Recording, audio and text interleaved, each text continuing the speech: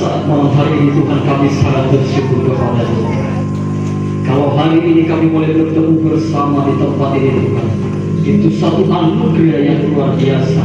Ketika kami boleh merayakan Natal di tahun bulan Desember ini Tuhan, Engkau menjamah kami, Engkau memulihkan setiap kami ya Bapa. Kami tahu bahwa kami boleh kuat, kami boleh sehat bukan karena kekuatan kami, tapi oleh karena kemurahan Tuhan di dalam setiap kehidupan kami.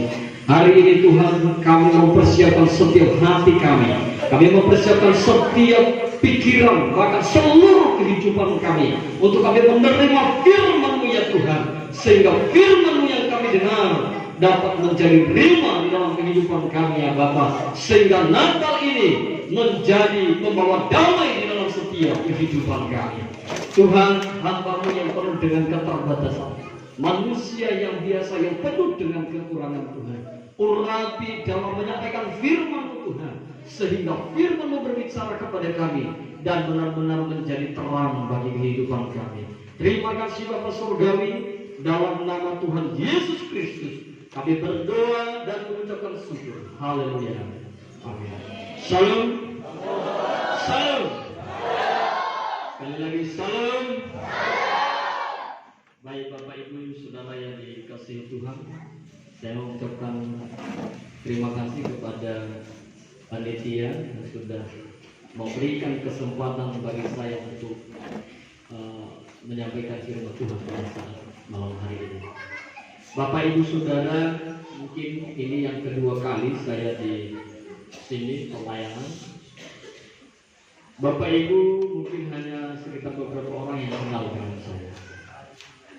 Jadi ada kata bilang, tak kenal maka tak sayang, dikenal maka disayang. Amin.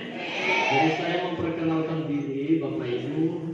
Saya ini berasal dari Nias Bapak Ibu, bersama Nias saudara saya, Bapak hamba Tuhan ya.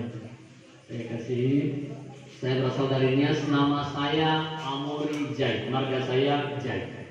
Nama saya Amori, kalau dibaca dalam Alkitab Amori itu musuh bangsa Israel. Tapi sekarang saya ya bukan musuh bangsa Israel ya. Nah kemudian saya ini Bapak Ibu sekarang melayani di Tikalo, di gereja GKTI Tikalo, Sukacita Tikalo. Saya melayani di situ sudah 2 tahun, dan 5 tahun saya melayani di GKTI Rahmani Terang di daerah Kuala Lumpur. 5 tahun, jadi saya di Kalimantan ini sudah 7 tahun lebih Bapak Ibu Saudara. Masih muda. Nah saudara yang dikasihi Tuhan, saya juga sudah punya istri, anaknya 1 Bapak Ibu. Jadi kami tinggal di Pastori Bapak Ibu Saudara. Nah kemudian Bapak Ibu Saudara yang dikasihi Tuhan, mungkin sekian perkenalan dari saya. Nanti kalau kita bicara lebih banyak lagi nanti ya. Bapak Ibu Saudara yang dikasihi Tuhan, pada saat malam hari ini Bapak Ibu Saudara, kemarin saya diberikan tema oleh panitia Immanuel. Jadi saudara-saudara yang dikasihi Tuhan, saya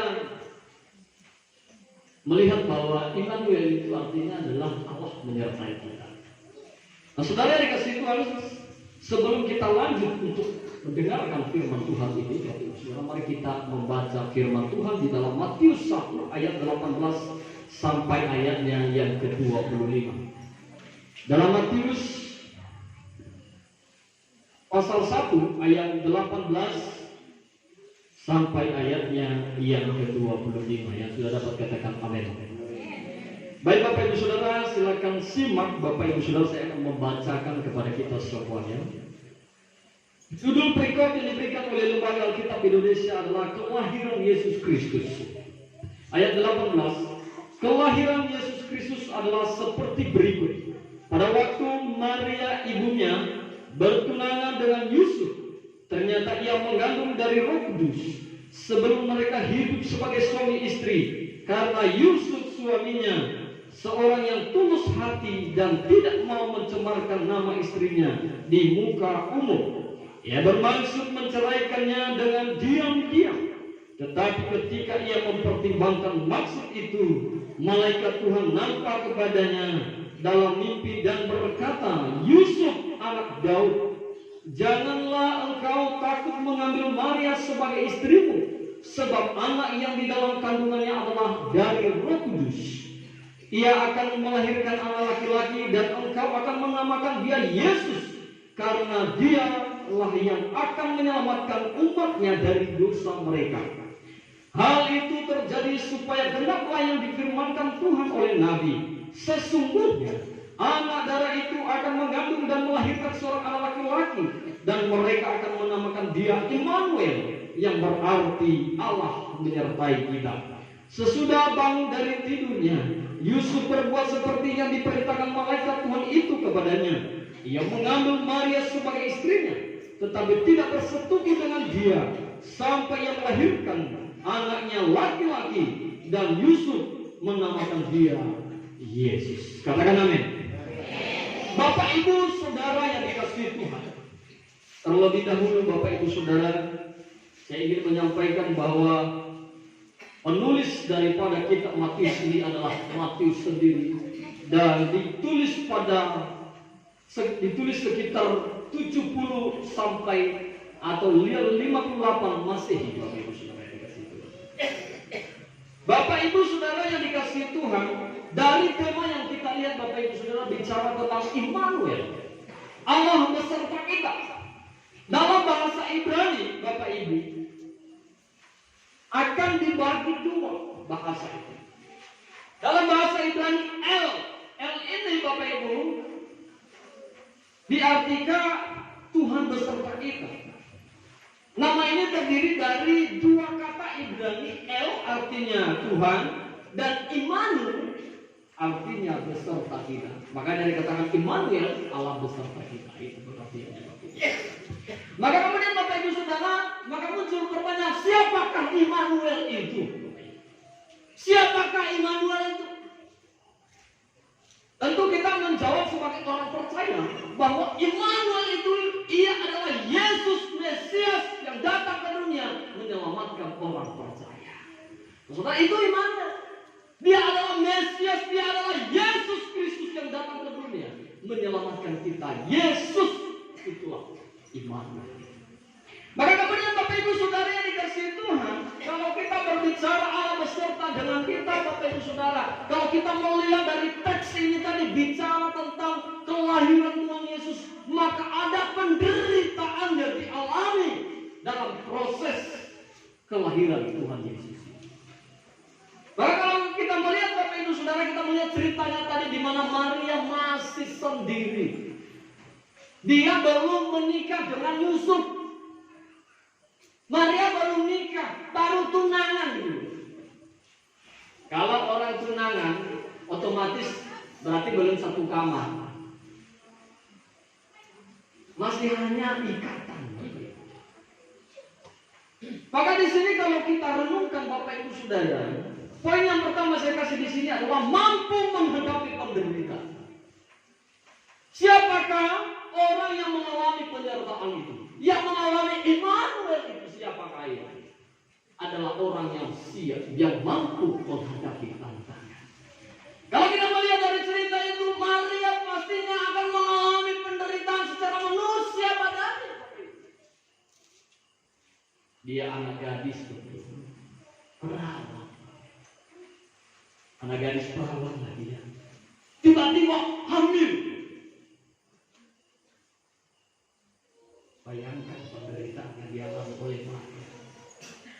Coba Bapak Ibu, anak gadis Bapak Ibu datang baru SMA, tiba-tiba pulang, Ma, kenapa bunting? Kira-kira orang tua, tepuk tangan senang, bagus, cepat punya cucu. Apa seperti itu kita? Tentu itu menjadi sebuah tantangan Bapak Ibu. Tantangan yang luar biasa. Nanti kalau saya lihat orang hamil bunting, nanti apa kata orang? Itu yang dialami oleh mereka. Kita lihat kan budaya orang Yahudi Bapak Ibu. Kalau mereka berbuat dosa, maka apa yang dilakukan? Dirancang dengan batu Bapak Ibu. Itu yang dialami oleh Maria Bapak Ibu Saudara. Dia mengalami penderitaan. Waduh, gimana kalau orang ketahuan? Gimana semua. Makanya Yusuf tunangannya, kok tiba-tiba bunting. Padahal belum apa-apa, belum nahe-nahe gitu. Kata orang keren, kata-kata anak-anak muda kami keren, belum ngaco gitu loh. Belum ngacaukan dia gitu. Itu dia alami penderitaan yang luar biasa yang dihadapi oleh Maria. Itu tantangan Yusuf. Aduh, bagaimana saya menikah dengan istri saya? Udah hamil di luar nikah. Kok sama kayak lagu kan? Ambil duluan gara-gara pacaran kan gitu. Nah, Bapak Ibu Saudara, tentu bagaimana kita menghadapi penderitaan yang sulit itu. Tetapi saudara, kita melihat di sini di mana Maria menerima, ya, dengan setulus hatinya, Bapak Ibu Saudara. Dengan sekuat tenaga dia menerima itu, Bapak Ibu Saudara. Dia hadapi tantangan itu, Bapak Ibu Saudara. Kalau kita melihat perjalanan lahirnya Tuhan Yesus ke dunia, bukanlah seperti yang kita rasakan saat ini. Ada yang lahir di rumah sakit, dirawat oleh perawat, tapi kelahiran Mesias kita, dia lahir di kandang domba, di tempat yang paling hina. Kita, Bapak Ibu Saudara, melihat penderitaan yang dihadapi itu. Tentu kita sebagai orang percaya, Bapak Ibu Saudara, tentu kita perlu merenungkan dalam hidup kita. Maria saja mampu menghadapi persoalan itu. Tentu kita juga pasti mampu menghadapi setiap persoalan dalam hidup kita. Amin. Amin. Saya tahu, Bapak Ibu Saudara, banyak orang punya tantangan di bulan-bulan Natal ini. Amin. Ya. Di tempat kami, saya pelayanan itu, Bapak Ibu Saudara yang dikasih Tuhan, semuanya punya pergumulan. Ya. Ada yang bilang, Pak Gembala, sepertinya kami tidak Natal tahun ini. Saya bilang, Bapak bilang tidak Natal, tapi tanggal 25 Desember tidak bisa digeser, tetap Natal. Ada yang bilang, Pak Gembala, kok tidak siap. Tapi saya melihat, wah luar biasa. Dalam persiapan Natal ini luar biasa, ibu-ibu, anak gadis, laki-laki, semuanya mempersiapkan Natal. Amin. Tadi ketemu semua, ada yang rambutnya pirang, dulunya hitam di luar. Ya. Ada yang dulunya rambutnya itu seperti keriting, tapi sekarang tuh lurus gitu. Habis disetrika. Ini persiapan yang luar biasa. Penuh dengan persiapan. Dan saya lihat bulu matanya dulunya biasa-biasa saja, sekarang tegak ke atas sekitar 2-3 meter. Ini persiapan juga menyambutnya. Ada yang beli baju, ya, cari beli baju yang mahal-mahal, Bapak Ibu Saudara. Ya. Demi mempercantik suasana Natal. Amin. Nah, saudara yang dikasih Tuhan, pertanyaannya Bapak Ibu Saudara, apakah hanya kita mempersiapkan baju, muka, rambut kita saja menyambut Natal ini? Yang perlu kita persiapkan, Bapak Ibu Saudara, bagaimana kita menyambut Kristus masuk di dalam hati kita. Amin. Ya. Ada perubahan di dalam hidup kita, amin.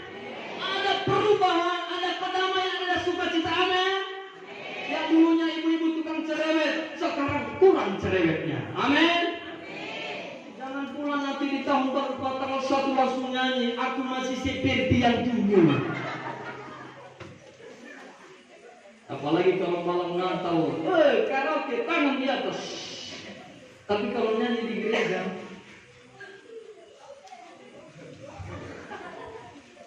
tapi kalau karaoke, tangan di atas, joget. Bapak Ibu Saudara yang dikasihi Tuhan, maka kemudian saudara yang dikasihi Tuhan, yang perlu kita persiapkan dalam hidup kita ini, Bapak Ibu Saudara, bagaimana kita menyambut Tuhan hadir dalam hidup kita. Bagaimana hadirnya Tuhan itu nyambung dalam hidup kita, Bapak Ibu Saudara. Jangan kita hanya sekedar mendengarkan firman Tuhan, tapi kita tidak lakukan. Harus disertai dengan perbuatan. Orang yang percaya itu punya perubahan dalam hidupnya. Dari segi etika, dari segi kata-kata, dari segi karakternya ada perubahan. Maka kemudian saudara yang dikasihi Tuhan, kita melihat tadi saudara bahwa banyak tantangan, persoalan yang dihadapi ketika kedatangan Yesus. Saudara yang dikasihi Tuhan, kalau kita melihat cerita daripada kelahiran Tuhan Yesus itu proses yang panjang dan luar biasa penderitaan yang dihadapi oleh Yusuf dan Maria. Ketika mereka pergi ke Bethlehem, mereka tidak dapat hotel untuk mereka tidur, tetapi mereka tidur di kandang domba. Itu penderitaan yang dihadapi, tantangan yang dihadapi oleh Yusuf dan Maria. Tetapi ingat Bapak Ibu, sampai pada akhirnya Tuhan menyertai mereka. Amin. Itulah Allah Immanuel. Percayalah bahwa ketika kita menghadapi berbagai tantangan hidup, melewati semuanya, Tuhan pasti ada bersama dengan kita. Amin. Dan kemudian saudara yang dikasihi Tuhan, Yesus saudara yang dikasihi Tuhan, yang dikatakan Immanuel itu saudara, dia datang ke dunia membawa damai bagi hidup kita. Yesus datang ke dunia membawa damai, membawa sukacita di hati kita. Maka setiap kita yang merayakan Natal itu, hidup kita harus dipenuhi dengan damai. Hidup kita harus dipenuhi dengan sukacita. Jadi saudara yang dikasihi Tuhan, ketika kita melihat apa yang disampaikan oleh firman Tuhan kepada kita hari ini, itu Tuhan bicara kepada kita bahwa Allah sama sekali tidak pernah meninggalkan kita. Dia selalu ada bersama dengan kita. Jadi kemudian saudara yang dikasihi Tuhan, kedatangan Tuhan Yesus ke dunia saudara, dia datang menyelamatkan kita.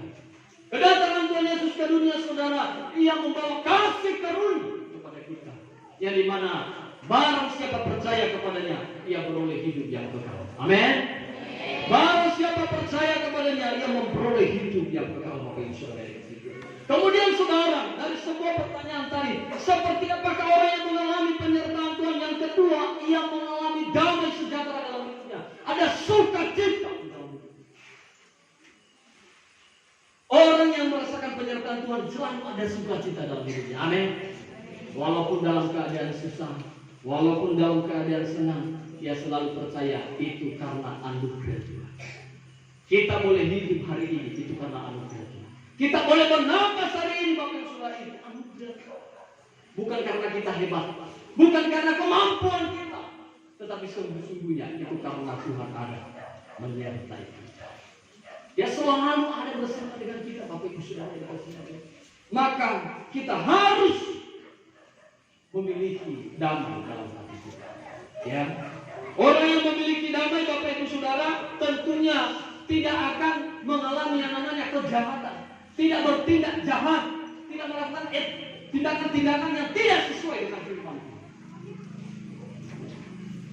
Bapak Ibu Saudara yang dikasihi Tuhan, sekarang pertanyaannya Bapak Ibu, apakah saudara punya hati yang damai?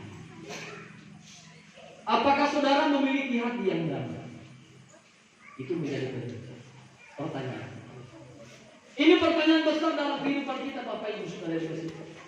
Coba kita pertanyakan, Tuhan, di Natal ini ada enggak damai di hati? Jangan-jangan kita dengan tetangga sudah setahun tidak pernah cakapan kita. Kalau di tempat kami itu sampai hari ini gara-gara masalah tanah tidak cakapan. Udah setahun berlalu masih tidak cakapan. Padahal ini bulan damai. Ada yang berantem tidak akan damai, bertahun-tahun tidak malam. Tapi kan menjadi pertanyaan, seperti itukah orang yang mengalami damai dalam hidupnya? Itu menjadi pertanyaan bagi kita. Seperti itukah orang yang mengalami damai masih menyimpan dendam dalam hidupnya?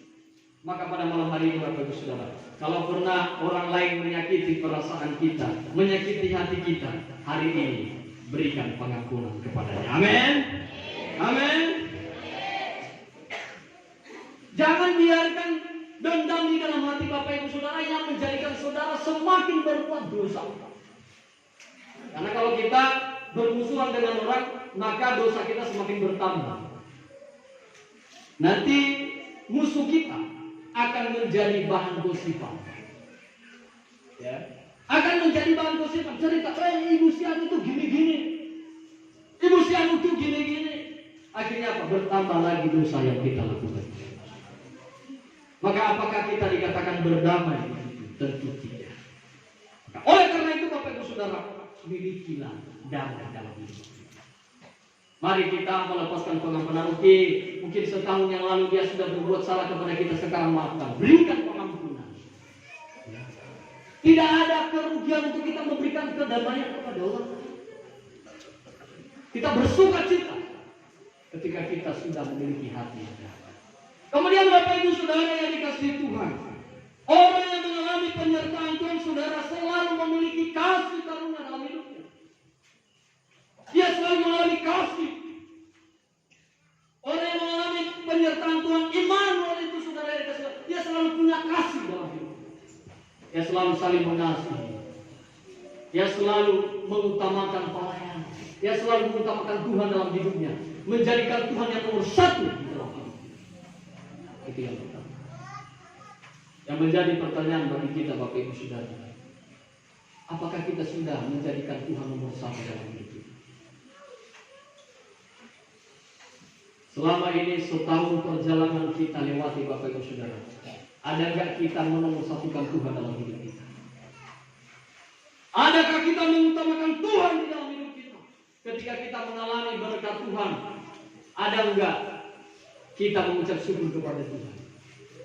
Ketika kita dalam penderitaan, kita masih enggak datang kepada Tuhan. Ketika kita mengalami krisis ekonomi, masih enggak kita datang kepada Tuhan? Atau justru kita cari jalan pintas? Itu yang menjadi persoalan Bapak Ibu. Kadang-kadang orang sekarang cari jalan pintas, tidak mau melalui proses. Maka hidup itu harus tetap. Ingat bahwa orang yang memiliki kasih dalam hidupnya, ia tidak akan mudah berbuat masalah. Dia tidak mudah dengki. Orang yang mengalami kasih karunia itu dia tidak mudah dengki. Dia tidak mudah iri hati. Ini bahaya. Kalau orang iri hati, apalagi mungkin di sini tidak ada. Amin. Ada ibu-ibu yang pernah saya lihat, ini bermusuhan.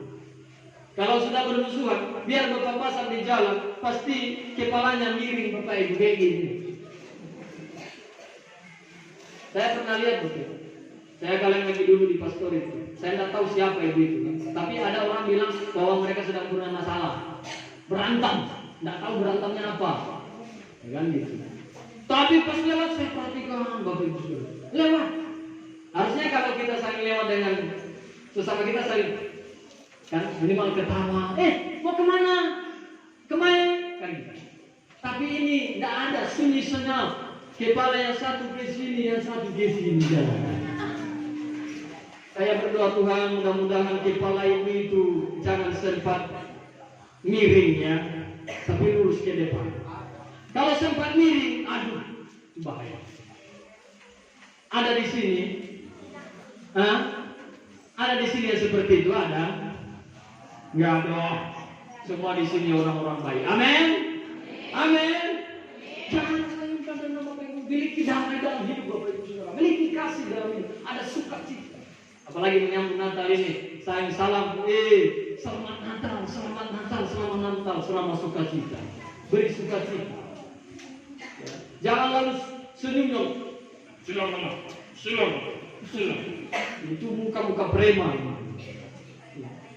Bahaya itu. Ada. Tapi kalau mukanya memang udah seram, tidak usah dibilang juga kan gitu. Ada orang memang mukanya udah seram.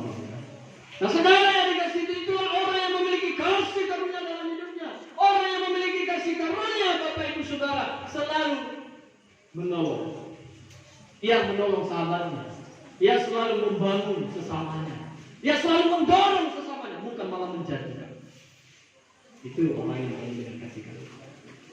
Tapi kalau orang yang suka menjatuhkan kawannya, maka saudara yang dikasih Tuhan tentu itu akan bukanlah orang yang memiliki kasih karunia. Jadi saudara-saudara yang dikasih Tuhan, ingat apa yang saya sampaikan tadi, bahwa orang yang mengalami penyertaan Tuhan itu yang pertama, ia mampu menghadapi. Yang kedua, Bapak Ibu Saudara, ia memiliki damai dalam hidup. Yang ketiga, ia memiliki kasih karunia. Mari malam hari ini Bapak Ibu Saudara yang dikasih Tuhan, kita pegang apa yang dikatakan oleh firman Tuhan. Immanuel, Allah beserta dengan kita. Amin.